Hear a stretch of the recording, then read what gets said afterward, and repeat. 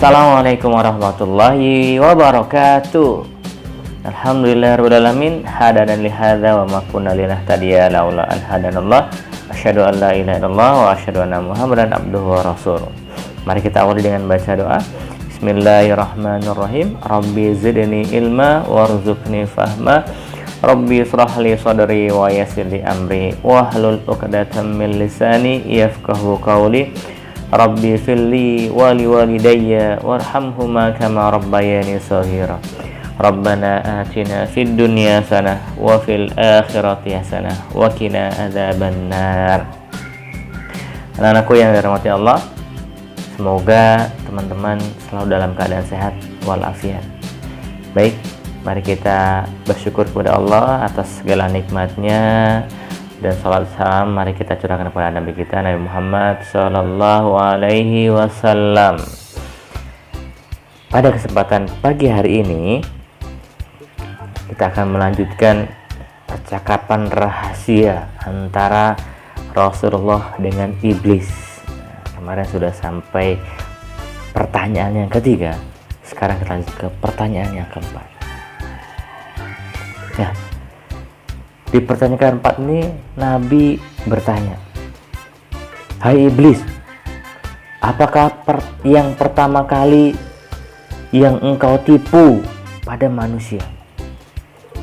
Iblis menjawab, "Pertama kali hamba palingkan niatnya, imannya kepada kafir dari segi perbuatan, perkataan, kelakuan, atau hatinya.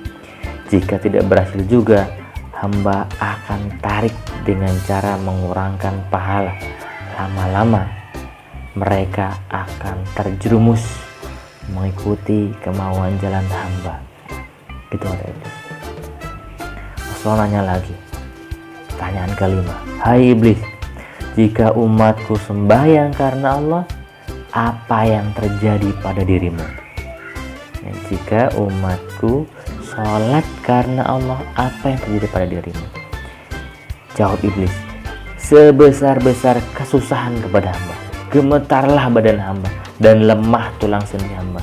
Maka hamba kerahkan berpuluh-puluh iblis datang menggoda seorang manusia pada setiap anggota badannya. Setengah-tengahnya datang pada setiap anggota badannya supaya malas sembahyang, supaya malas sholat, was-was, terlupa bilangan rokaatnya, bimbang pada pekerjaan dunia yang ditinggalkannya, senantiasa hendak cepat habis sholat, hilangkan khusyuknya, matanya senantiasa melihat ke kiri dan ke kanan, telinganya senantiasa mendengar orang bercakap-cakap serta bunyi-bunyi yang lain. Setengah iblis duduk di belakang badan orang yang sholat itu supaya tidak kuasa sujud lama-lama, penat, atau duduk tahiyat, dan dalam hatinya senantiasa cepat sembahyang, dicepet-cepetin. Nah, itu semua membawa kepada kekurangan pahala, khusyuk. Nah, jika para iblis itu tidak dapat menggoda manusia saat itu, maka hamba sendiri akan menghukum seberat-beratnya, menghukum teman-temannya tuh kalau nggak berhasil. Pertanyaan ke-6, jika umatku membaca Al-Quran karena Allah, apa yang terjadi pada dirimu? Jika mereka membaca Al-Quran karena Allah, maka rasa terbakarlah tubuh hamba, putus-putus segala urat hamba, lalu hamba lari daripadanya.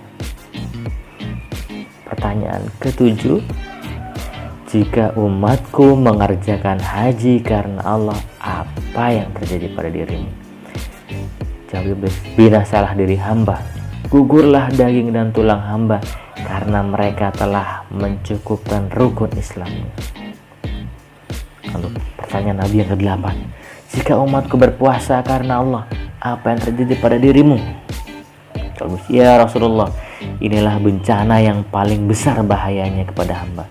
Apabila masuk awal bulan Ramadan, maka memancarlah cahaya arsy, bahkan malaikat-malaikat menyambut dengan sukacita.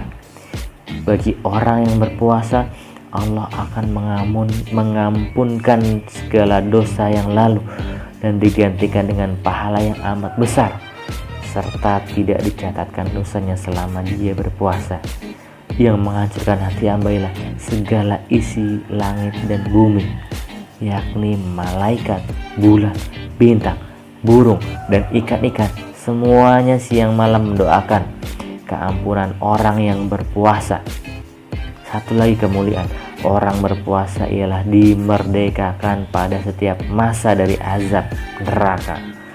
Bahkan semua pintu neraka ditutup, bahkan semua pintu surga dibuka seluas-luasnya, serta dihembuskan angin dari bawah arsy yang bernama angin syirah yang amat lembut ke dalam surga.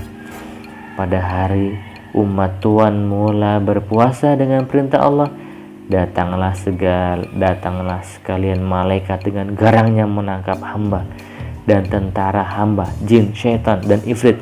Lalu dipasung kaki dan tangan kami dengan besi panas dan dirantai serta dimasukkan ke bawah bumi yang amat dalam. Di sana pula beberapa azab yang lain telah menunggu kami. Setelah habis umat Tuhan berpuasa, barulah hamba dilepaskan dengan amaran agar tidak mengganggu umat Tuhan. Umat Tuhan sendiri telah merasa ketenangan berpuasa, seperti mereka bekerja dan bersahur seorang diri di tengah malam tanpa rasa takut dibandingkan dengan bulan biasa. Pertanyaan ke-9. Hai iblis, bagaimana pandanganmu seluruh sahabatku kepada engkau? Jawab iblis, seluruh sahabat Tuhan juga adalah seteru hamba yang paling besar. Tiada upaya hamba melawannya, dan tiada satu tipu daya yang dapat masuk kepada mereka. Karena Tuhan sendiri telah berkata, sekalian sahabatku adalah seperti bintang di langit. Jika kamu mengikuti mereka, maka kamu akan mendapat petunjuk. Sayyidina Abu Bakar As-Siddiq, sebelum bersama Tuhan, hamba tidak dapat hampir kepadanya, apalagi setelah berdamping dengan Tuhan. Beliau begitu percaya atas kebenaran Tuhan hingga dia menjadi Wazirul A'zam. Bahkan Tuhan sendiri telah mengatakan, jika ditimbang sekalian isi dunia ini dengan amal kebajikan Abu Bakar, maka akan lebih berat amal kebajikan Abu Bakar. Apalagi dia telah menjadi mertua Tuhan, karena Tuhan menikah dengan anaknya Sayyidina Aisyah, Sayyidatina Aisyah, yang juga banyak menghafaz hadis Tuhan. Sayyidina Umar Al-Khattab pula tidaklah berani hamba pandang wajahnya karena dia sangat keras menjalankan hukum syariat Islam dengan sesama. Jika hamba pandang wajahnya, maka gemetarlah segala tulang sendi hamba karena sangat takut. Ini karena imannya sangat kuat.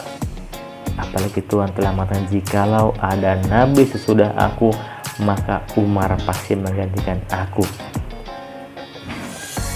Karena dia adalah orang harapan Tuhan, serta pandai membedakan antara kafir dan Islam hingga diberi gelar Al-Faruq. Sayyidina Utsman bin Affan, lagi-lagi hamba tidak bisa mendekati karena lidahnya senantiasa bergerak membaca Al-Quran. Dia penghulu orang sabar, penghulu orang mati syahid, dan menjadi menantu Tuhan sebanyak 2 kali. Karena taatnya, banyak malaikat datang melawat dan memberi hormat kepadanya, karena malaikat itu sangat malu kepadanya. Hingga Tuhan mengatakan, barang siapa menulis Bismillahirrahmanirrahim pada kitab atau kertas dengan tinta merah, niscaya mendapat pahala seperti pahala Utsman mati syahid. Sayyidina Ali bin Abi Thalib, hamba sangat takut karena hebatnya dan gagahnya dia di medan perang, tetapi sangat bersopan, alim orangnya. Jika iblis, syaitan, dan jin memandang beliau, maka terbakarlah kedua mata mereka karena dia sangat kuat beribadah, serta beliau adalah budak pertama meluk agama Islam dan tidak pernah menundukkan kepalanya kepada semua berhala. Digelar Ali karamahullah wajahahu, dimuliakan Allah akan wajahnya, dan juga harimau Allah Dan Tuhan sendiri berkata, akulah negeri segala ilmu dan ahli itu pintunya. Tambahan pula dia menjadi menantu Tuhan, menjadikan hamba bertambah takut kepadanya. Nah, itu 9 pertanyaan sampai 9. Untuk pertanyaan selanjutnya, ya kita akan sambung ke hari berikut. Cukup sekian, wallahu a'lam bishawab. Billahi taufiq wal hidayah. Assalamualaikum warahmatullahi wabarakatuh.